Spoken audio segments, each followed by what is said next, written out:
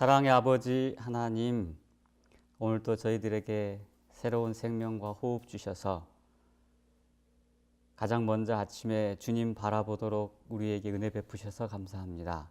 오늘 아침에 우리가 만나는 예수님을 우리가 그분을 마음으로 기쁘고 즐겁고 행복하고 우리의 구원으로서 모셔드리게 하시고, 그렇게 해서 만난 예수님이 우리의 삶을 결정적으로 변화시킬 수 있도록 인도하여 주옵소서.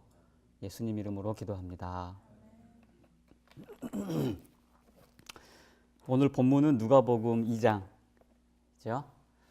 반갑습니다. 누가복음 2장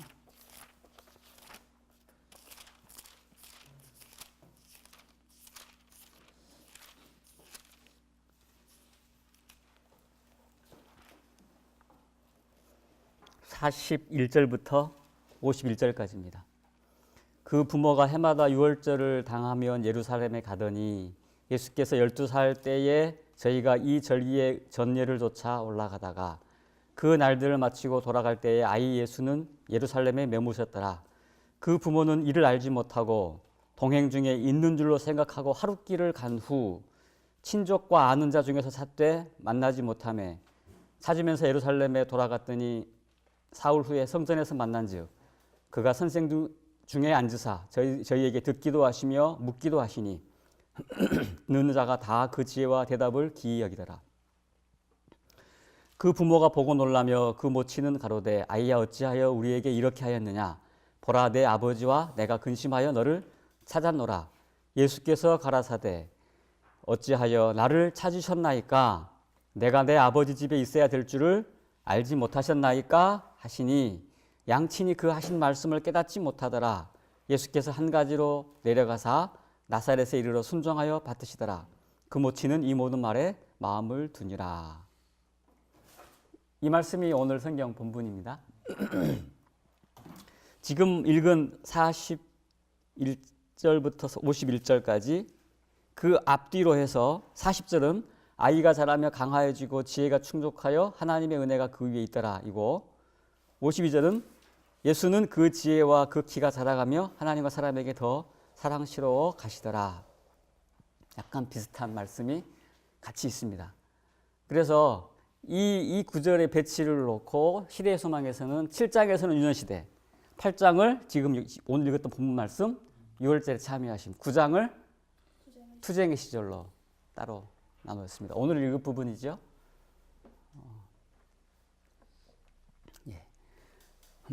오늘 이 6월절에 참여하심, 어제처럼 미리 그림을 그려봤어요. 제가 실은 이 마인드맵으로 하는 것을 조금만 하고 안 하고 그냥 이렇게 대화하고 나누는 것으로 생각은 맨 처음에 했었어요. 이렇게 일일이 다 하나씩 하는 게 여러분에게 어떤 유익이 있는지 제가 잘 확신을 못 하겠어요. 저는 개인적으로는 이게 좋아요. 이렇게 하면서 꼼꼼히 볼 수 있어서 좋은데, 여러분들이 얼마나 이렇게 따라 하는지, 얼마나 이렇게 이게 여러분에게 도움이 되는지 제가 잘 모르겠고, 어떤 분들은 야 성경도 이렇게 안 하는데 시대소망 책을 이렇게까지 하고 이거 시대소망 책을 성경만큼이나 아니면 성경보다 더 막 열심히 하는 거 아니야? 라고 오해하는 분도 간혹 계시더라고요. 시대소망을 외운다고 하니까 북경에서 어떤 분들이 이렇게 말씀하시는 분도 제가 만난 적이 있어요. 그 젊은 시절 머리 좋을 때 다른 걸 하지 왜 이런 걸 외우고 있느냐고. 그러니까 이제 그분은 시대소망 자구 하나하나까지 외운다고 생각을 하셨는지도 모르겠어요. 하지만 우리가 계속 반복해서 말씀드리듯이 우리가 지금 하고자 하는 이것은 우리가 시대소망을 마치 번호 1번, 2번, 3번 한번 매겨가지고 성경 절 하는 것처럼 그렇게 시대소망을 보자는 게 아니라, 예수님의 생애에 대하여 우리가 생각을 조금 더 치밀하게 우리 머릿속에 넣어보자라고 하는 취지라고 그렇게 말씀드렸잖아요. 근데 제가 자꾸 이렇게 하는 것이 혹시 여러분들에게 그런 오해가 될까봐 저는 그게 염려가 되기는 해요. 하지만 이렇게 한번 해보는 것은 이렇게 한번 해보는 것은 전체적으로 이해하는 데 꽤 도움이 됩니다. 저희 형이 하나 있어요. 형이 한 분 있는데 요사이 새벽 한 5시 정도가 되면 카톡이 띡 와요. 카톡 이렇게 와요. 읽어보면 하루에 아주 장문의 글을 써요. 아주 길게 써요.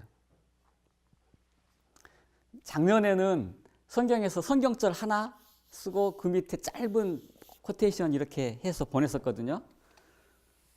이제 자기 주변의 직장의 주변의 사람들, 교인이 아닌 사람도 있고 교인이지만 우리 재림교인이 아닌 사람들에게도 이걸 보냈대요. 날마다. 근데 어느 날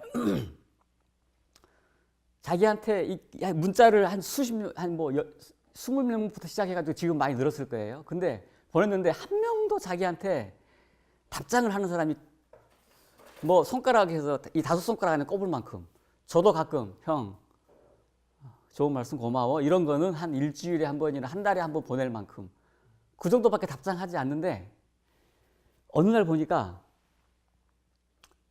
누군가가 뭐 평상시에는 교회 잘 다니는 것 같이 안 보이는 사람이 선생님 내가 날마다 보내주시는 말씀을 노트에 옮겨 적고 있어요. 그러더라는 거예요. 그래서 이렇게 보내는 게 꽤 사람들에게 믿음 생활하는데 도움이 되는구나 싶었대요. 근데 지난해 말에는 어떤 동료 의사 선생님 하나가 한 분이 교회 잘 안 다니시는 분이 늘 교회 이렇게 살피던 분이 내가 조 선생님 다니는 교회 다녀야 되겠어? 왔대요, 그냥. 그 문자 보시던 분이. 근데 예전에는 저희 형이 굉장히 바빴어요. 제가 가끔 집에 가면 뭐 일하고 연구하고 숙제하고 막 과제하고 뭐 하더라고. 집에서도 밤 1시, 2시 뭐 책상 앞에서 컴퓨터 앞에서 막 이렇게 해서 제가 가면 뭐 그냥 말 붙여서 5살 차이 형인데 말 붙여서 대화할 뭐 그런 게 없었거든요. 근데 몇 해 전부터 갑자기 막 성경을 보는 거예요. 그러더니 성경에서 찾은 거를 뭐 제가 가면 12시, 1시까지 앉아서 막 얘기 저한테 막 해줘요. 자기가 성경에서 본 이러고. 제가 어느 날 그랬어요. 형을 보면서 형, 왜 이렇게 변했어요? 이렇게 물어봤어요. 왜 이렇게 변했어, 형이? 하는 말이 자기는 지금까지 자기는 이 재림교인의 그냥 일반적인 표준 정도로 생각한대요. 근데 늘 목사님이 해주시는 성경절 이렇게 읽으면 뭐 그거 읽고 했는데 어느 날 말씀 듣다 보니까 저 구절이 저렇게 해석되는가? 라고 한 궁금증이 생기더래요. 그래서 막 공부를 하다가 하는 말이 그래요. 저희 형 말입니다. 내가 국어를 못하지 않는데 그래도 국어를 꽤 잘한다고 생각했는데 성경 읽기가 너무 힘들어. 이해하는 게. 한 구절 한 구절 이렇게 보는 거는 이제 많이 설교를 들어서 알겠는데 예를 들어서 고린도전서 이러면 편지잖아요. 편지. 그럼 우리가 편지를 받아가지고 한 구절 한 구절 한 구절 한 구절 오늘 편지 요만큼 읽고 내일 편지 요만큼 읽고 남겨뒀다 그 다음날 편지 요만큼 읽기 안 하잖아요. 편지 받으면 어떻게 해요? 그냥 다 읽잖아요. 처음부터 끝까지. 이게 우리 곽상욱 선생님이 여러분들 요한복음 할 때 요한복음 어떻게 읽으라 그래요? 한 번에 쭉 다 읽어보라 그러잖아요. 왜 그럴까요? 전체를 다 이해하라고.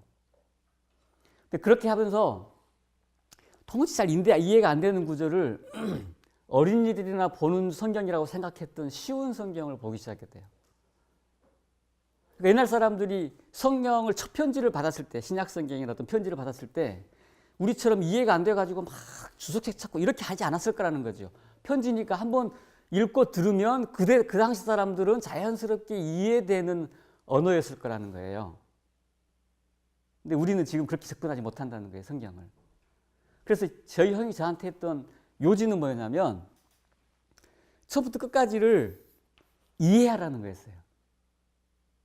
그러니까 어느 한 구절만 똑 따가지고 얘기를 하면 이것이 그러니까 이런 구절을 똑똑똑똑 따가지고 쭉 이어붙여서 자기가 말하고자 하는 주장하고자 하는 주장을 펼치잖아요. 이거는 문제 있을 수가 있다는 거예요. 이게 뭐 나쁘다는 게 아니고 이렇게 되면 전체적인 흐름에 있어서 문제가 있을 수 있다는 거예요. 그러니까 이 맥락에서 이 구절이 왜 여기에 있는지에 대한 이해가 전체적인 필요가 있지 않겠는가라고 하는 생각을 자기가 하게 됐대요. 그러고 나서 성경을 보니까 지금까지 목사님들이 설명해 준 성경 구절대로만 이해가 되지 않고 새로운 각도로 전체적인 각도로 성경을 이해하게 되니 재밌더라는 거예요. 성경이. 그러니까 그 다음에는 이 번역하고 저 번역하고 이렇게 차이가 있는데 원문은 어떻게 되어 있지라는 관심까지 자연스럽게 가게 되더래요. 자기가 뭐 원어에 대해서 공부한 적이 없지만. 그러니까 요지는 뭐냐면 자기 말로 이해하는 거예요. 자기 말로 이해. 그러니까 지금은 이렇게 길게 보내는 이유가 뭐냐?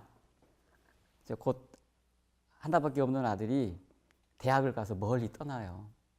늘 가까이 있던 아들이 멀리 가니까 이 아이에게 내가 늘 이렇게 느끼는 막 저한테 와서 1시까지 막 열심히 얘기해주는 성경에서 자기가 발견한 어떤 귀중한 보물을 멀리 떠나는 아들에게도 이제 주고 싶다는 거예요. 그런 마음으로 날마다 그렇게 바쁜 양반이 성경에서 찾은 자기의 명상한 제목들을 하더란 말이죠. 시대 소망을 볼 때 우리가 전체적인 맥락을 보자라고 하는 의미에서 하나씩 이렇게 살펴보자는 거예요. 어제 우리가 한 이야기 중에 일년 시대에서 우리가 보통 읽었을 때에 밑줄을 정말 다 이렇게 그었지만 어제 제가 까먹고 언급하지 못한 구절이 하나 있었어요. 뭐냐면 예수께서는 단 한 가지 목적, 뭐였죠? 네, 곧 다른 사람들을 축복하는 것이 그분의 단 한 가지 목적이었다. 그 구절이 있었거든요. 여러분 익숙할 거예요. 저는 예전에 그 구절을 딱 줄치고 그 구절을 이렇게 한 가지 목적. 근데 또 어디 읽어보면 그분의 유일한 관심, 유일한 목적은 하나님께 영광이라고 되어 있는 구절이 다른 데 어디에 있어요. 그러면 여기서는 한 가지 목적이고 저기서는 한 가지 목적이 하나님께 영광. 이게 왜 그러지? 우리가 이제 이렇게 접근하면 이 자구조로 접근하는 건데 어제 제가 우리 은민아이랑 같이 살펴본 대로 그 구절이 어디에서 나오냐면 우리 어제 했던 이 천연계 부분에서 예수님께서 어떻게 말씀을 배우셨는가 할 때 천연계 부분에서 나와요. 천연계 부분에서 앞뒤 제가 한번 같이 얘기를 해볼게요.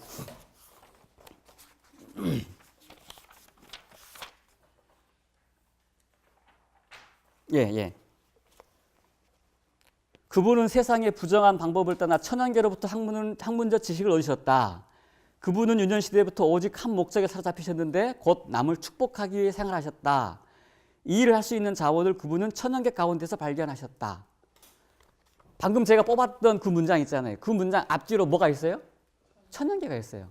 그러면 오직 한 가지 목적 봉사하는데 다른 사람 돕는데 이거는 저는 옛날에는 이렇게 못 봤는데 이렇게 보고 나니 뭐가 생각이 나요? 일장이 생각이 나요. 일장. 오직 한 가지 목적이라고 말했던 남을 돕는 데서 했던 때 우리가 일장에서 천연계가 뭐 꽃, 나뭇잎, 바다, 태양 이런 것들이 다 주기 위해서 그 얘기랑 연결이 되는 거예요. 그러니까 제가 이렇게 해보자라고 하는 이유 중에 하나가 그런 거예요. 우리가 전체적으로 앞뒤 이렇게 보지 않으면 이 시대 소망 가지고도 이렇게 우리는 주로 교리 설명하는 데 쓸 수도 있어요. 시대 소망을 교리 설명하는 데 쓸 때가 있어요.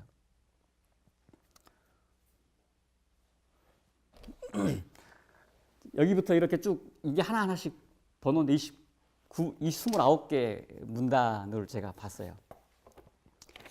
제가 쓰지 않고 제가 말로 한번 해볼게요. 그냥 쓰면 시간이 많이 가서 저는 정말 이거는 여러분들이 이렇게 하시는 것으로 하고 여기서 이야기를 나누고 싶은 마음이 있는데 하여튼 뭐 시도를 해볼게요. 이렇게 저렇게 이제 이렇게 놨으니까 여러분들이 여기서 한번 찾아보시고 채워보시면 됩니다. 12살이 되면 유대인들은 율법의 아들이라 그랬고, 그래서 전부 다 해마다 거기를 한 번씩 갔대요. 이 여행을 했는데 이 여행한 시기가 꽃피는 춘4월이었나 봐요. 3, 4월 꽃이 만발할 때. 그러니까 그 예루살렘을 향하여 12살이 되면 갔는데, 저 어릴 때 장에 가는 게 그렇게 좋았어요. 걸어서 가도 좋았어요. 롯데마트 가면 좋아요. 지금은 롯데마트 가면 좋아요. 근데 12살 때까지는 못 따라가요. 엄마 아빠를. 이거 잘 모르겠어요. 엄마 아빠 없이 애들이 혼자 남았는지는 잘 모르겠어요. 예수님이 좀 클 때까지 마리아만 남고 아빠만 가셨는지. 아무튼 해마다 어른들은 갔어요. 12살이 되면 가는 거예요. 그러니까 그 여행길이 얼마나 즐겁고, 여기 보면 노래하고 막 음악 많이 했다 그래요. 쭉 가다가 저기 뭐가 보이면, 그 고적이 보이면 저게 뭐예요? 그러면 저것은 옛날 이스라엘 하나님께서 우리들을 이끌어내실 때, 예를 들어 요단강 가에 돌무더기 쌌잖아요. 그 돌무더기 싸면서 나중에 너희 자녀들이 이것이 무엇이냐 묻거든 하나님께서 우리를 이렇게 구원하셨다 하라, 이렇게 가르치라고 하신 그런 고적들을 보면서 이렇게 여행을 했다는 거죠. 아주 즐거웠대요. 1년에 3번. 언제? 6월절, 오순절, 장막절, 초막절이라고 하죠. 이 6월절은 시작이, 세 번째 문단이에요. 시작이 출애굽 때부터 시작이 됐어요. 히브리 건국 때부터. 그래서 대대로 되풀이 되면서 이 6월절은 우리를 구원하신 하나님의 구원에 대해서 계속 서로 이야기하도록 주신 일종의 기념물이죠. 시간 속의 기념물, 안식일처럼.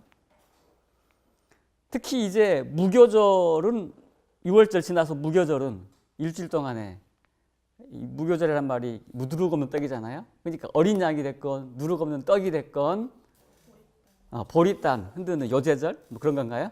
보리단에 드리는 그것이 됐건 모두 다 누굴 상징해요?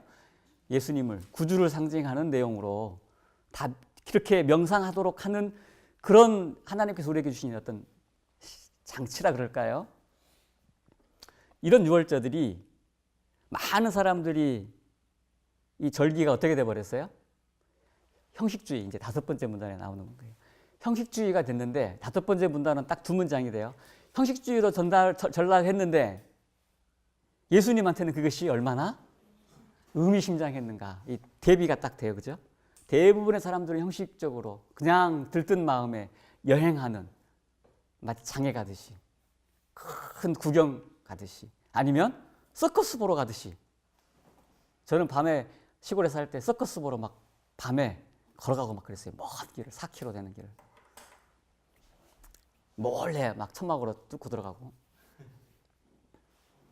그냥 그런 의미보다는 형식에 사람들이 집중하는 모습이 나오는데, 예수님이 그날 가서 딱 보니 어때요? 여기 보면 목도했다라는 표현이 몇 구절 나와요. 목도가 뭐예요? 딱 마주친 거예요. 예수님이 뭐를 마주친 거예요? 어린 양을 보면서 나의 사명, 운명, 내 모습과 마주친 거예요. 피 흘리며 죽어가는 어린 양 모습을 보면서, 마치 제사장은 거기 제물을 드리는 사람들은 아무 느낌 없이 그냥 의례적으로 하는 것처럼 하는 것이지만, 예수님한테는 그것이 새로운 자각으로 왔다는 거죠. 예수님도 어린아이, 우리와 같이 어린아이로 컸기 때문에 어머니한테 늘 자신의 사명이나 메시아로서의 이야기나 내가 태어났을 때 어떤 일이 있었는지, 그죠? 그런 것에 대해서 늘 들어왔지만, 실제로 예수님이 자기의 사명에 대해서 깊이 자각하게 된 것은 이때라고 하는 것입니다. 그래서 예수님이 깊이 생각해요. 저 의식이 하는 의미, 이 의식이 하는 의미, 이것이 어떤 것이고 나의 사명은 어떻게 돼 있고, 지금까지 자기가 구약에서 배워왔던, 그죠? 읽어왔던 말씀들과 이렇게 연결지어서 계속 마치 문제를 풀듯이 그렇게 했다는 거예요. 사명의 신비가 점점점 드러납니다. 그래서 명상을 많이 해서 아주 골똘했기 때문에 이 유월절 행사가 다 끝나고 모두 다 돌아가는 상황에 예수님만 혼자 성전에 남아 있었대요. 생각이 깊어서. 그리고 누구를 만나요? 제사장들을 만나요. 본래 마리아는 하도 예수님이 어릴 때부터 다른 아이들과는 다르게 컸어요. 어떻게 컸어요? 어머니 말씀, 부모님 말씀에 순종하고 말씀에 순종하는 것은 그렇겠지만 사람들, 랍비들 말은 어떻게 했대요? 안 들었대요. 그렇게 써 있어요. 이게 그러니까 랍비들이 보는 입장에서는 어때요? 예수님이 말 안 듣는 고집쟁이로 보였을 수도 있겠어요. 그죠? 그래서 마리아의 생각에는 차제에 가서 제사장들 랍비들하고 이번 기회에 좀 접촉을 해서 좀 만나가지고 이 랍비들 이야기도 좀 교훈이 많고 들을만 하구나라고 하는 것들을 좀 하고 싶었대요. 근데 예수님이 어떻게 해요? 이 성전에서 본인의 사명에 대한 자각을 하고 나서 하나님께로부터 가르침을 받았고, 하나님께로부터 가르침을 받은 것을 어떻게 표현되어 있냐면 곧 나눴대요. 곧. 이 본인이 느끼신 사명과 이 새로운 자각에 대하여 하나님께부터 받은 가르침을 곧 나눴는데, 그래서 여기 보면 질문을 하세요. 질문 1, 질문 2가 있어요. 예수님이 질문을 하시는데 질문하신 태도가 나와요. 태도가 어땠대요? 첫 번째 질문은 지혜를 구하는 사람, 지혜를 구하는 사람의 태도로서 질문을 하셨대요. 그 질문의 내용은 초림에 대한 내용, 초림. 그 제사장들은 12년 전에 예루살렘에 어떤 소동이 있었는지, 초림에 대해서 목동들이 어떤 소문이 있었는지 기억하는 사람이 있어요, 없어요? 있겠죠? 그래, 맞아. 그때 그런 일이 있었어. 근데 예수님이 다시 초림에 대해서 지혜를 구하는 마음으로 다시 물어보는 거예요, 초림에 대해서. 이 아이가 심상치 않네 생각했을지 몰라요. 그 다음에 질문을 또 한 번 더 해요. 두 번째 질문. 뭐 물어봐요? 이때 태도는 뭐예요? 이 태도와 내용이 나와요. 예수님이 두 번째 질문할 때 태도. 하나님에 대한 지식을 갈망하는 사람, 이렇게 나와요. 하나님에 대한 지식을 갈망하는 사람으로의 태도로서 다시 랍비들에게 질문하는데, 그때 질문의 내용이 뭐냐면 메시아에 대한 이해였어요. 뭐 이사야 53장이나 고난받는 메시아 이야기를 했겠죠. 이 제사장들이 이해하는 군주로서 다스리는 정복자로서의 이해하는 메시아에 대한 이해에 대하여 성경에 실제로는 메시아가 고난받고 죽는 모습, 이거 어떻게 생각하세요? 라고 질문을 했다는 거예요. 제사장들이 그 다음에 11번째 문단에 제가 답변이라고 키워드를 썼는데, 이 답변이 랍비들의 답변일까요? 예수님의 답변일까요? 저는 이제 랍비들의 답변이라고 생각하라고 또 봤더니 쭉 뽑아보니까 이게 내용은 랍비들의 답변이 아니에요. 차례는 랍비가 답변할 건데 랍비들이 생각해보니까 이게 대답이 궁하잖아요. 그래서 알았어요. 맨 처음에는 이 아이가 좀 심상치 않다라고 생각했는데 나중에는 이 아이가 나보다 어떻게? 성경에 대한 이해가 조금 더 훨씬 깊다라는 생각을 가지고, 여러분 어려운 질문을 선생님한테 하면 선생님이 그 대답을 못하면 어떻게 하죠? 나중에 애들 커가지고 저희 집 꼬맹이가 막 저한테 어려운 질문을 하면 질문이 궁하잖아요. 그러면 뭐라고 하시는 줄 아세요? 너는 어떻게 생각해? 이렇게 해요. 그래서 랍비들이 그 질문 좋은데 너는 어떻게 생각해? 이렇게 다시 물었어요. 그러니까 예수님이 질문하고 예수님이 답변하시는 거예요. 뭐라고 답변하세요? 이때의 태도가 있어요. 답변 태도. 답변할 때의 태도. 어린이의 겸손한 태도. 성경을 암송하면서 이때 내용이 진리의 체계를 쭉 설명하셨는데 어떻게 되어 있냐면 만약에 랍비들이 그때 그 예수님이 펼쳐주시는 해석해 주시는 진리를 받아들이고 그때 실천했으면 당시에 뭐가 일어났을 것이다? 유대에 개혁이 종교 개혁이 일어났을 것이다. 근데 뭘 막았어요? 랍비들의 교만한 마음. 랍비들은 당장 알아챘어요. 뭘 알아챘어요? 이 아이가 장래성이 많고 야 정말 영특한 아이인데 무슨 생각을 해요? 그래서 이 중에 우리 민재가 이 중에 제일 똑똑한 것 같아요. 그래서 어떻게 해요? 저 아이를 특별히 교육을 시켜서 이스라엘의 교사를 만들어야 되겠다 싶은 거예요. 근데 그 다음에 예수님의 태도에 대해서 다시 한 문장이 나오는데 이렇게 나와요. 만약에 예수님께서는 이 랍비들에게 접근할 수 있는 이 랍비들에게도 하나님의 복음과 기별이 구원의 소식이 진리가 랍비들에게도 다시 한번 전해져야 되는데 다른 방법으로는 절대로 되지 않는 방법 딱 한 가지 방법 뭐였다 그래요? 배우는 방법으로 접근했다는 거예요. 그러니까 만약에 랍비들에게 논쟁하고 랍비들을 가르치려고 하는 태도를 접근했다 그러면 처음부터 딱 이 사람들은 들으려고 하지 않았을 텐데 배우려고 하니까 들었다는 거예요. 그래서 유일한 방법이었다는 것이에요. 그렇게 하면서 편견을 제시했고 여기 보면 그렇게 써 있어요. 마음을 열었고 하나님에 대한 진리를 이 사람들이 들었다는 거예요. 근데 이 사람들의 야망이 있었어요. 야망. 여기 보면 욕망이라고 표현되어 있는데 야망이죠. 야망을 버리지 못했어요. 종전 이론이 잘못되었다라고 인정하는 게 그 사람들은 불가능했던 거예요. 내가 틀렸어 라고 인정하는 게. 그러니까 예수님은 정말 겸손하게 접근하셨는데 랍비들은 예수님한테 진다고 생각했나 봐요. 하나님 말씀에 겸손하고 받아들여야 되는데 이것이 말씀이면 진리면 진리에 겸손하게 수용해야 되는데 예수님 말씀에 어린아이한테 내가 이렇게 할 수 있나 그런 생각을 했던 모양이에요. 자, 이렇게 하는 사이에 즐겁게 마리아와 요셉은 여행을 떠나요. 가요. 출발했어요.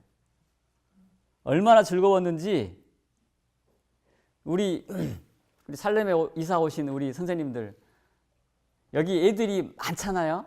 울타리 안에 잘 있고 그러니까 서울에서 아파트에서 어디 놀러 간다 그러면 애들 일거수일투족을 다 살펴야 되는데 요새는 선생님들이 그러죠.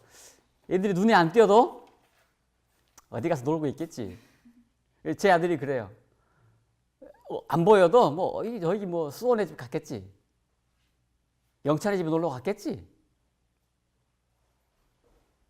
애들 휴대폰도 없고 가는 무리 속에 이 즐거운 무리 속에 있겠지라고 생각했을지 몰라요. 아니면 그거조차도 잊어버리고 막 즐겁게 대화하다가 언제 알게 돼요? 예수님의 부재를 언제 알게 돼요? 하루가 해가 지고 텐트를 쳐야 되는데 옛날 같으면 예수님이 바로 오셨거든요. 부르지 않아도. 우리가 어제 배웠잖아요. 예수님의 태도. 돕기 위하여 언제나 준비된 자원하는 손. 시키지 않고 자원하는 손이 텐트를 쳐야 되고 장막을 당겨야 되는데 말뚝을 박아야 되는데 없는 거예요. 그때 알았어요. 어딨지? 불길할 마음이 확 생겨요. 막 여기저기 막 가봐요. 수원의 집 가보고 영찬의 집 가보고 예수님이 없어요.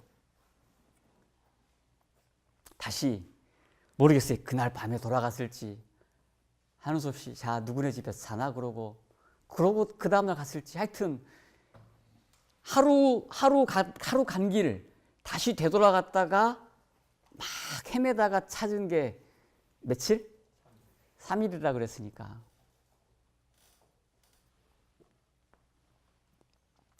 이게 제가 실종이라 썼는데 생각해 보세요. 여기 보면 잃어버렸다는 표현이 있어요. 예수를 잃어버렸다는 표현이 있어요. 근데 다시 생각해 보세요. 예수를 잃어버렸다는 표현이 맞아요? 제가 볼 때는 아닌 것 같아요. 아니 뭐 틀렸다는 의미가 아니고 그거보다는 예수를 잊어버린 거예요. 맞죠? 그래서 예수를 잊어버리고 나서 이제 다시 가서 찾는데 어디서 찾았어요? 성전에서 찾았대요. 가보니까 뭐 하고 있어요? 랍비들이랑 만나고 있으니까 이 랍비들과 만나는 이 대화 성경 연구 시간이 꽤 길었나 봐요. 아니면 예수님이 하루 이틀 뭐 명상을 더 깊이 하고 나서 했는지 그건 모르겠지만 아무튼 갔을 때 사흘째 되는 때에 이 장면을 본 거예요. 여기서도 목도라는 표현이 있어요. 딱 만났어요. 예수님이 랍비한테 내가 바라는 대로 배우고 있구나 싶었지만 마음에 자기가 걱정한 게 억울한 거예요. 그래서 예수님을 책망을 해요. 은근히. 내가 너 찾느라고 정말 걱정 많이 했어. 왜 그랬어? 예수님이 뭐라 그래요? 내가 아버지 집에 있어야 될지 몰랐습니까? 그 다음에 그 앞에는 어찌해서 나를 찾습니까? 라는 질문인데 예수님도 은근히 은근한 책망이었다고 할 수 있어요. 왜냐하면 마리아에게 정말 이 세상 누구도 맡지 못했던 귀한 사명을 맡긴 거 아니에요? 구주를 돌보도록 하는 사명. 근데 잊어버린 거예요. 그 위험이라는 표현이 있어요. 위험. 어떤 위험이냐? 잠시라도 잊어버리면 안 될 그분을 등한히 한 위험. 그 다음에 메시아를 돌보도록 하는 축복인데 이 축복에 대하여 감사하지 못한 위험. 이게 교훈이에요. 두 가지 이렇게 나옵니다. 잠시라도 잊어버리면 안 되는 구주. 감사하지 못하게 되는 그런 위험에 대한 교훈을 주셨다고 돼 있고 마리아는 그때 예수님은 처음으로 그때 자신과 하나님과의 관계에 대하여 뭐라고? 아버지라고. 하나님을 아버지라고 호칭하는 것에 대해서 예수님께서는 그것을 처음으로 인식하셨다 그랬고 마리아는 지금까지 계속 메시아에 대한 것은 이해하고 있었지만 아직 그분의 사명, 그 사명, 고난받는 구주로서의 사명은 아직 잘 모르고 있었는데 마리아가 예수님의 말씀으로 이해했어요. 뭘 이해했냐면 지금 예수님이 자신과 예수님과 친족 관계를 부인하는 발언이다. 저 발언은. 그렇게 이해를 했다는 거예요. 그리고 이분이 지금 하나님의 요셉의 아들이 아닌 나의 아들이 아닌 하나님의 아들이라고 하는 것을 선언하셨다라고 하는 것을 마리아가 그때 인식을 했다는 거예요. 그렇지만 육신의 부모로서 예수님께서는 육신의 부모로서의 이 마리아에 대한 태도를 자기의 사명을 이해한 후 18년 동안 자신의 사명의 신비를 감추고 묵묵하게 다시 나사렛에 돌아가서 본인의 의무를 행하셨다. 아들로서, 형제로서, 친구로서의 의무를 묵묵히 감당하셨다. 정한 시기까지 기다리면서 그렇게 계셨다라고 되어 있습니다. 근데 예수께로라고 하는 이 부분은 한 문단이에요. 문장 속에서는 그리스도께로라고 하는 문장으로 들어가 있어요. 23번째 문단인데 예수님께서 사명을 인식하신 후에 원하고는 뭘 원하시냐면 나의 출생의 신비를 아는 사람 몇몇 사람들과 조용히 돌아가기를 원했어요. 막 기쁘고 들뜨고 막 흥분된 이런 분위기 말고 나의 사명을 이해하는 사람들과 조용히 몇 사람들과 조용히 돌아가면서 무슨 얘기를 하고 싶었냐면 자기의 사명에 대한 이야기를 하고 싶었어요. 죄로부터의 구원에 대한 이야기를 해주고 싶었어요.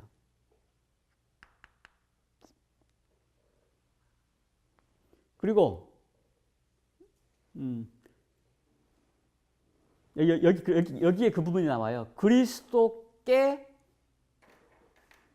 모든 표상적인 것들이 그리스도께 마음을 그리스도께 향하게 할 때에만 효력이 있다. 이런 얘기를 해주고 싶었대요. 그러니까 우리가 무엇을 보든지 그것이 예수님께로 우리의 마음을 향하도록 하는 것이어야지 효력이 있다. 모든 표상과 그런 것들이. 근데 또 하나님께서 원하시는 것은 무엇이었냐면 기도하고 간구하고 명상하는 것, 이렇게 이끄시길 원하셨는데, 그러셨는데 사람들은 여행의 흥분, 사교적인 만남의 교제에 대한 것에 대해서 몰두했고 이 몰두하면서 자기가, 이 사람들이 6월절에서 여기 목도라는 사람 한번 더 나와요. 목도. 6월절에서 마주친 예수님에 대해서 잊어버렸다는 거예요. 그러니까 행사는 행사고 이 6월절에서 아무 떠드는 사람 없었겠죠. 양이 죽고 하는 데서는 다 엄숙 조용. 왜? 지금은 예배 드리는 시간이니까. 예배가 끝나자마자 이거는 딱 접어두고. 그러니까 우리가 그렇잖아요. 설교는 설교용, 예배용. 딱 설교 딱 끝나고 설교 딱 끝나자마자 어떤 분이 그렇게 표현하시더라고요. 식사할 때 마치 설교 얘기를 하면 안 되는 것처럼 딴소리를 한다. 정치 얘기, TV 드라마 얘기.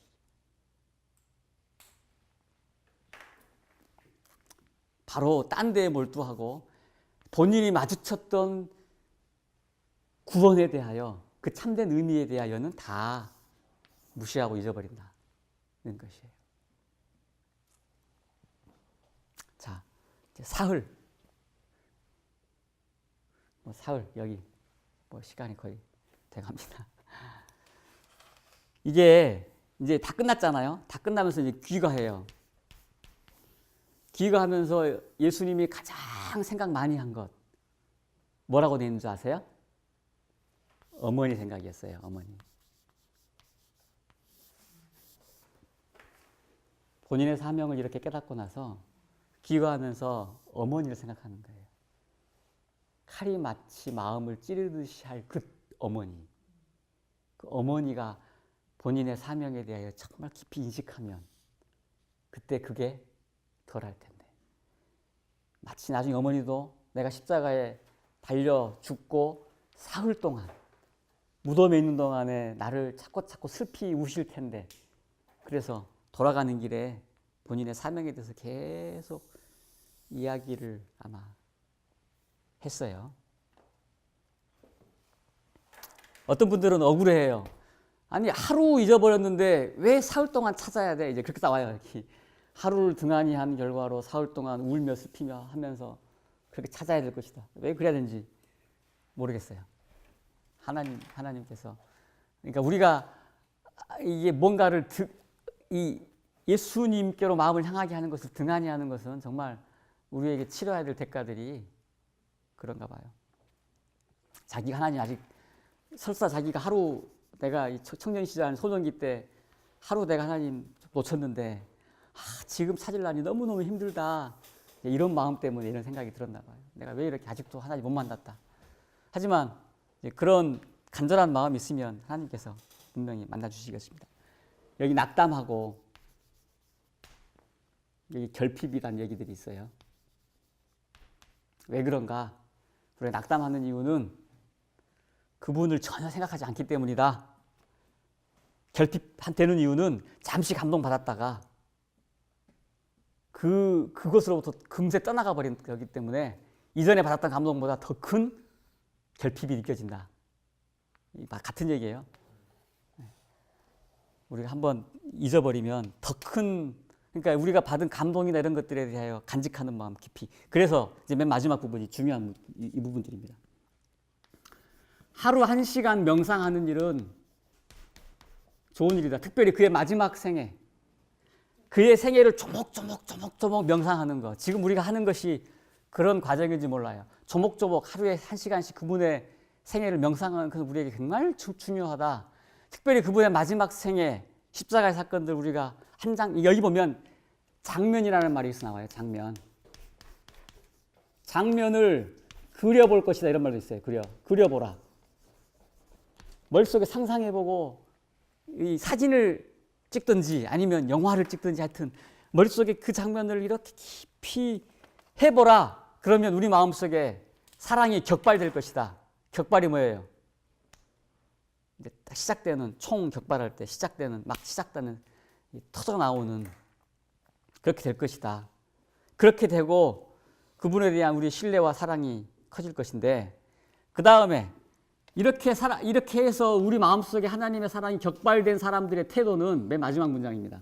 어떤 것이 있냐?